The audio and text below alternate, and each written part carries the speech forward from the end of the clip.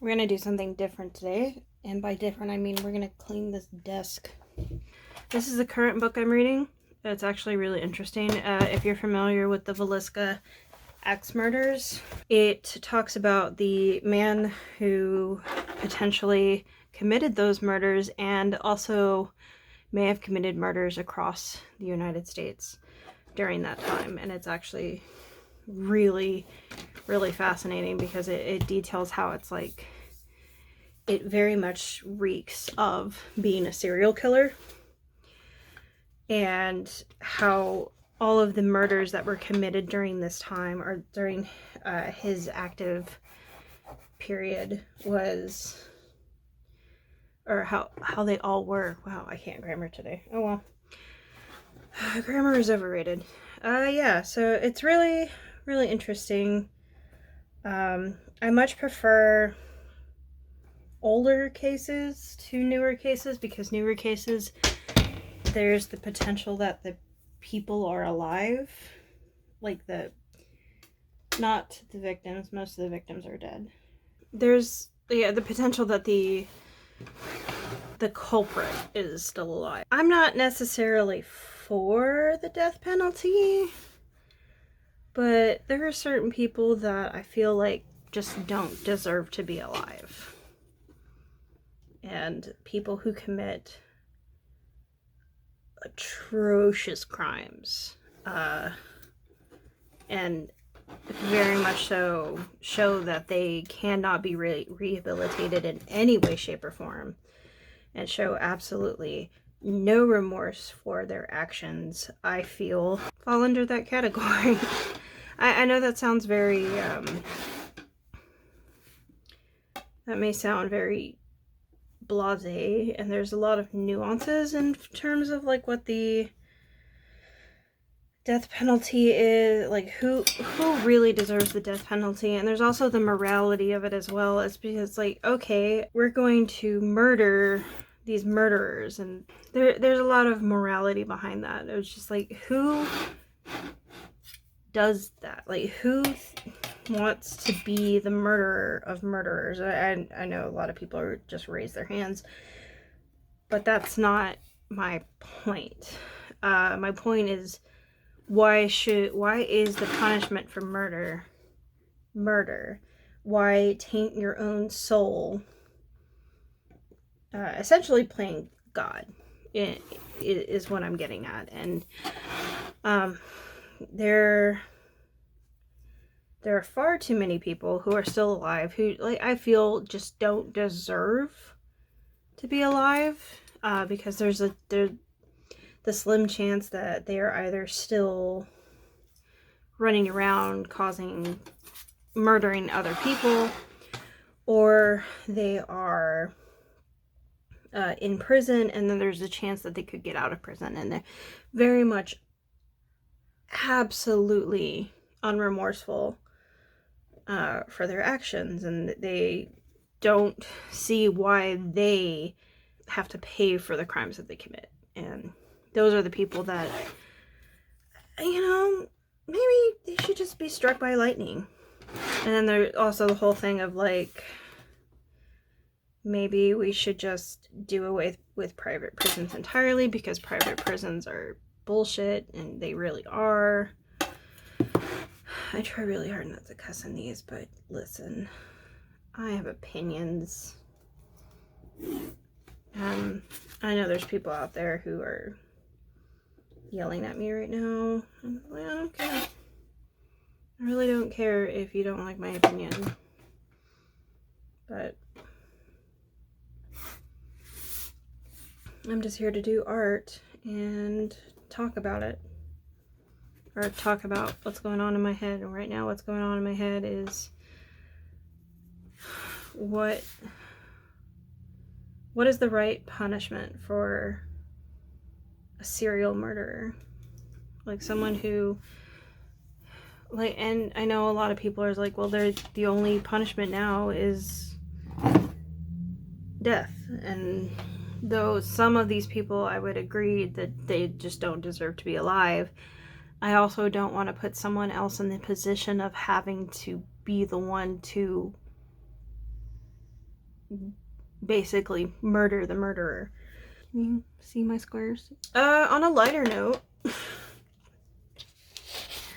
let's talk about today's cryptid.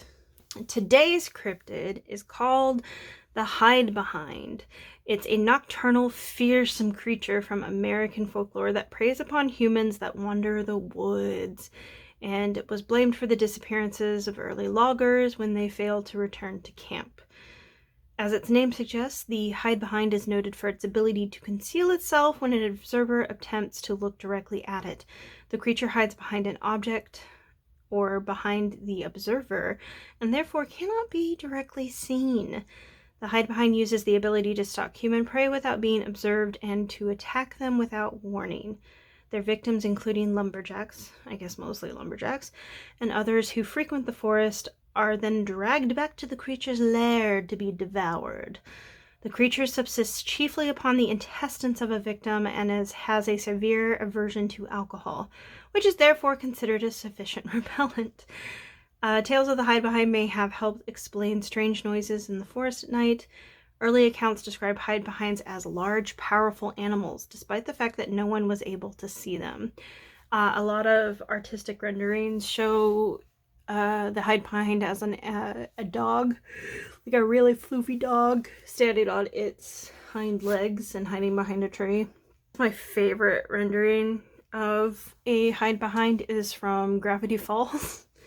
One of the Gravity Falls shorts has Dipper kind of running around the forest looking for the hide behind, and it's just like this tall, skinny stretch monster. It's really creepy, but Gravity Falls is kind of creepy, but I love it. Yeah, so that's the hide behind, and today we are going to draw the hide behind.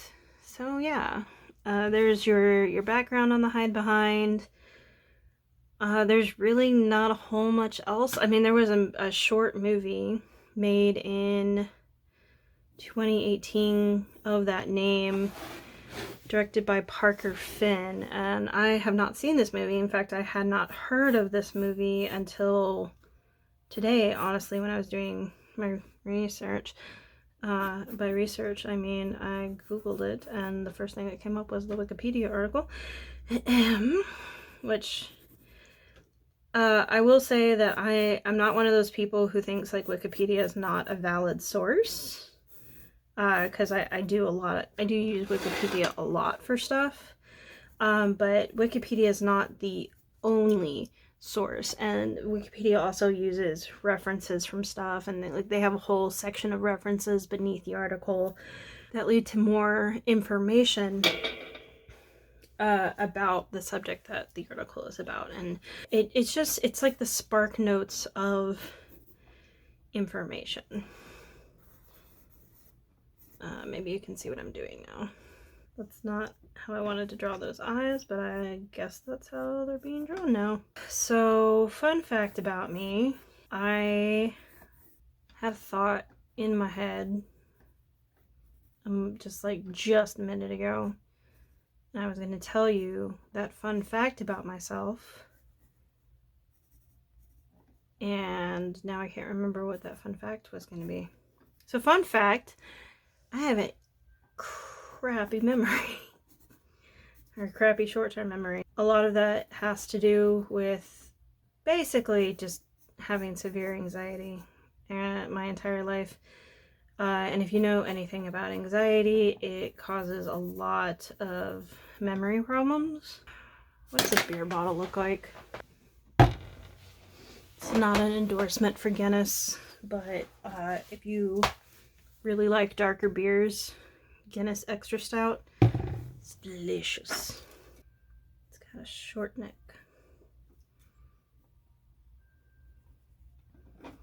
And it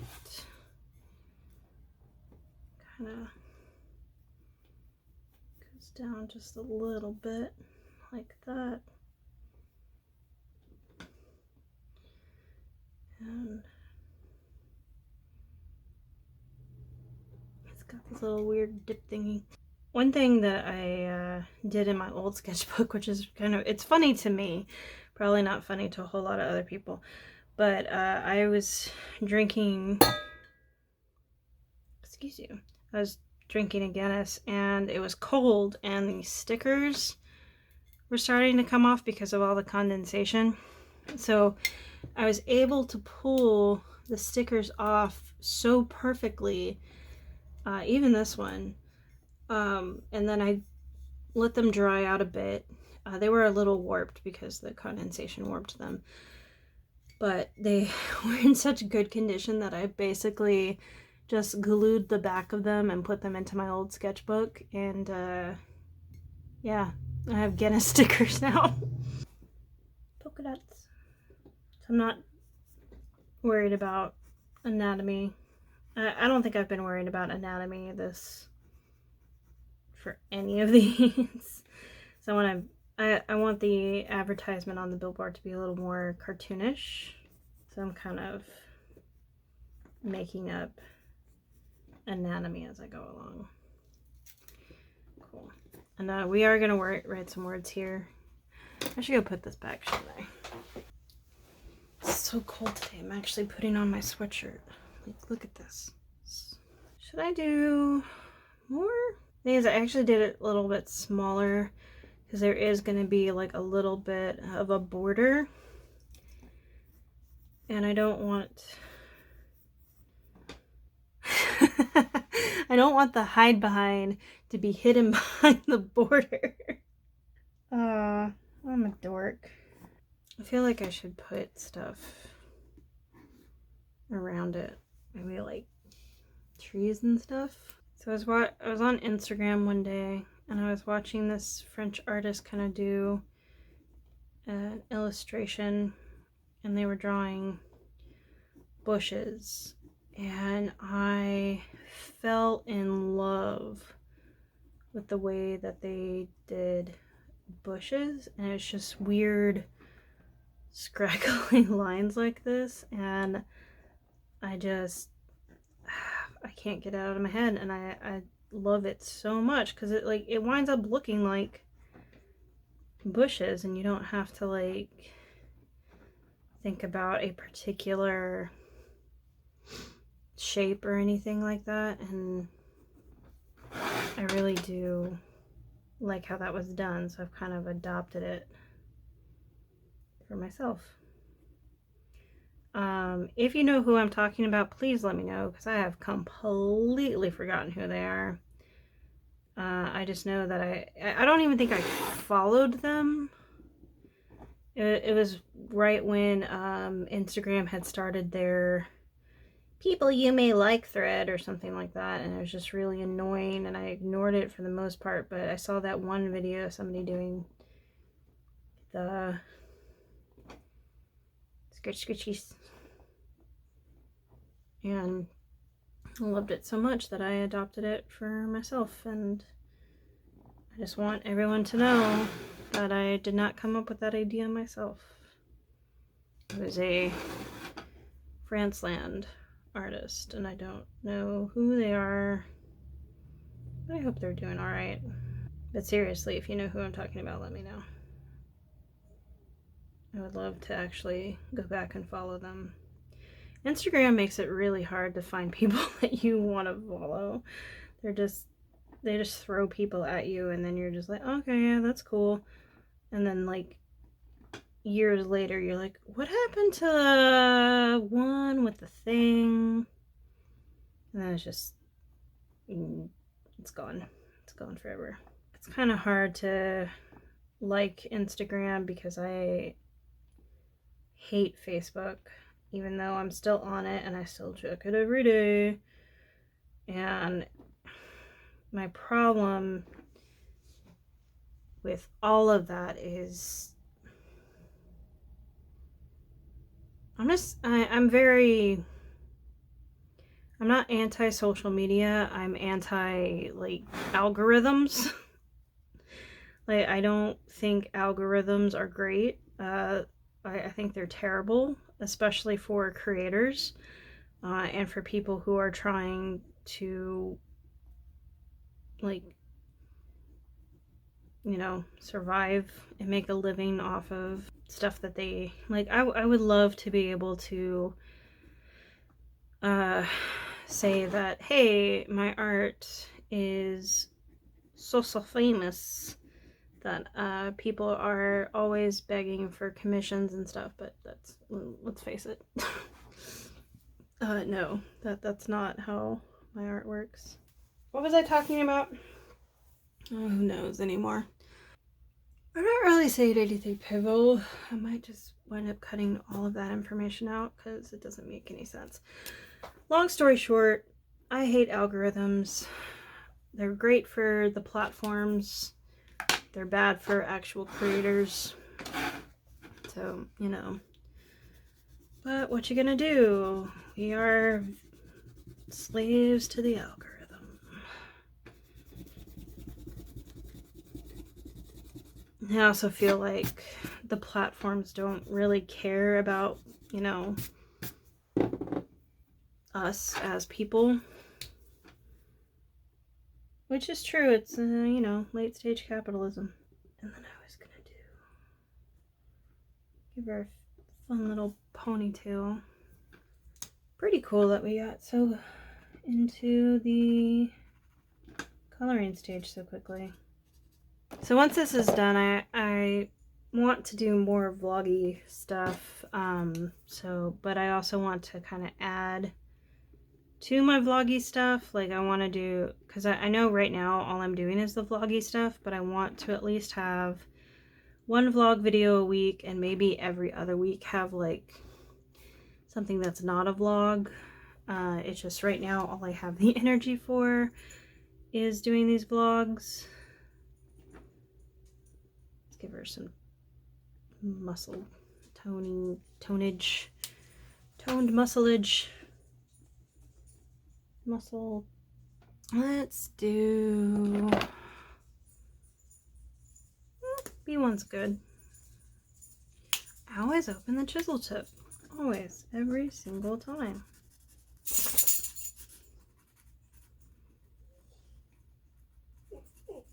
What's the matter, Rizzy? Yeah? Am I not paying attention to you? Is that why you're crying? Yeah, I know. I feel that. I cry when people don't pay attention to me, too. You know, I'm doing something very important, and I know that if you understood how important this was to me, you would be more accepting of why I was doing it.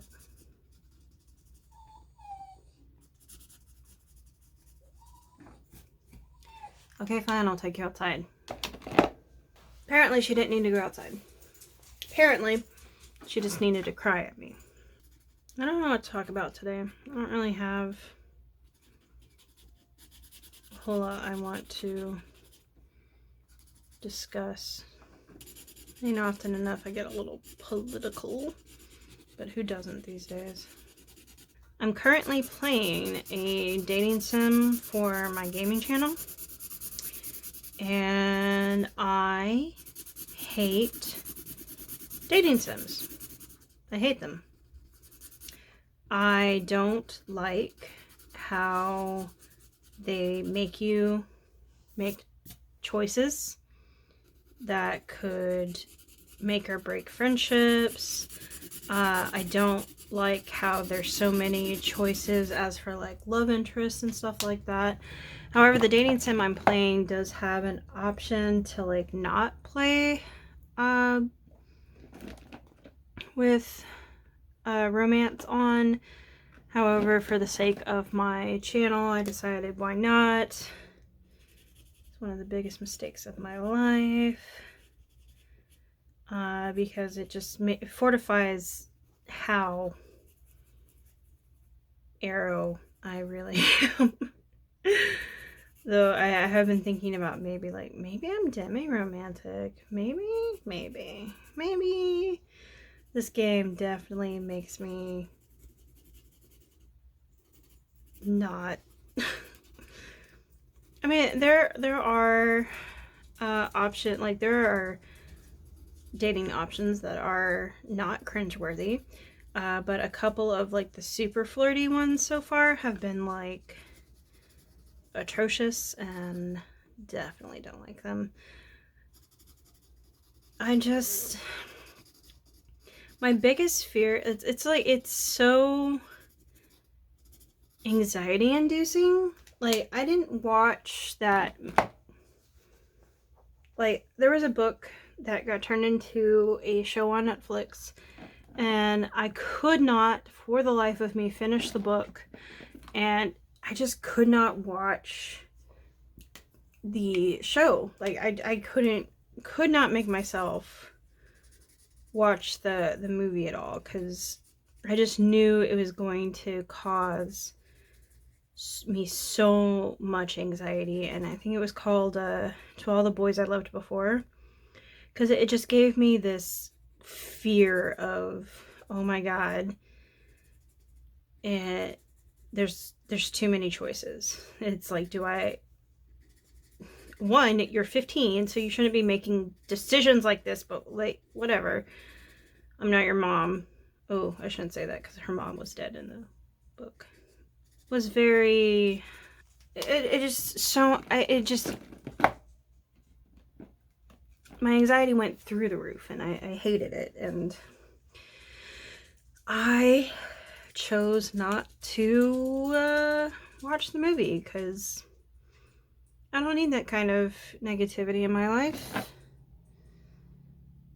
The negativity being self-induced anxiety. Where is this marker? Am I making it up? Does it not really exist? I really need to keep these markers on their side, because keeping them straight up is not good for them. Those deep, deep shadows. Happy little shadows. And hopefully that looks like a tree. Gonna do some stuff with things and whatnot.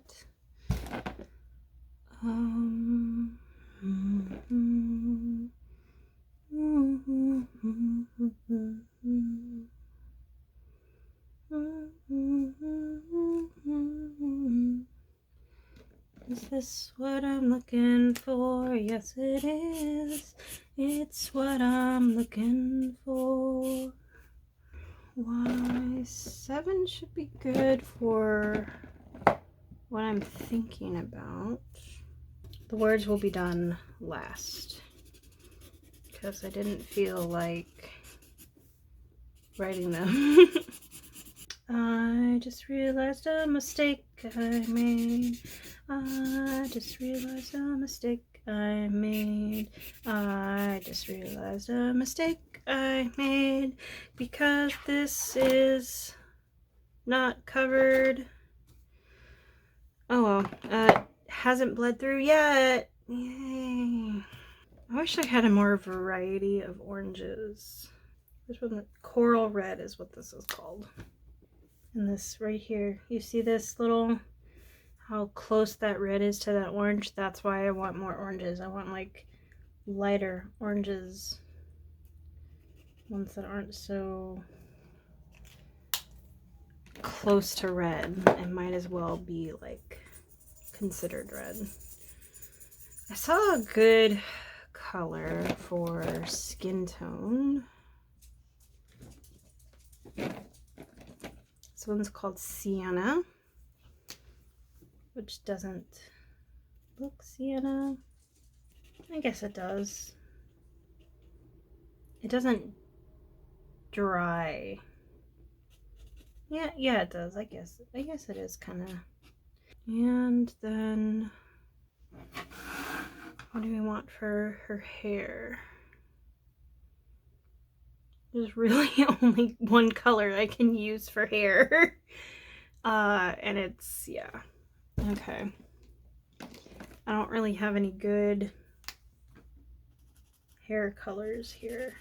Time to plan out these words. hopefully I can erase this pencil mark so everything is fairly dry. I just remembered I have cheese in my pocket. Not my pocket, but in my pocket of my sweatshirt. Okay, so you know how I said the goblin, the Hopkinsville goblin was going to be like my favorite one? I lied. I think this is like gorgeous. I think this is the best one I've done so far. Oh, I love this one so much. Okay, good. The pencil will come off.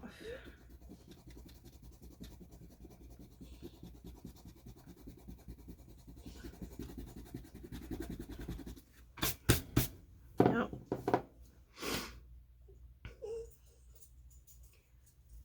You didn't want to go outside. You stood on the porch and you stared at the sky.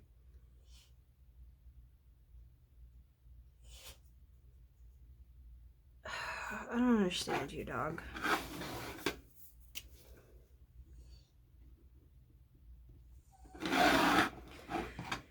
Alright, I guess that's the shortest video we're gonna do today. I just realized that I was recording because I had like a momentary like flash of panic of like, oh god, am I not recording? Have I not been recording this whole time? But I was, so yay! I recorded this beautiful masterpiece. It's gorgeous. Anyway, that's all for me, folks. I hope you enjoyed the hide behind, and I will see you next time. Bye-bye.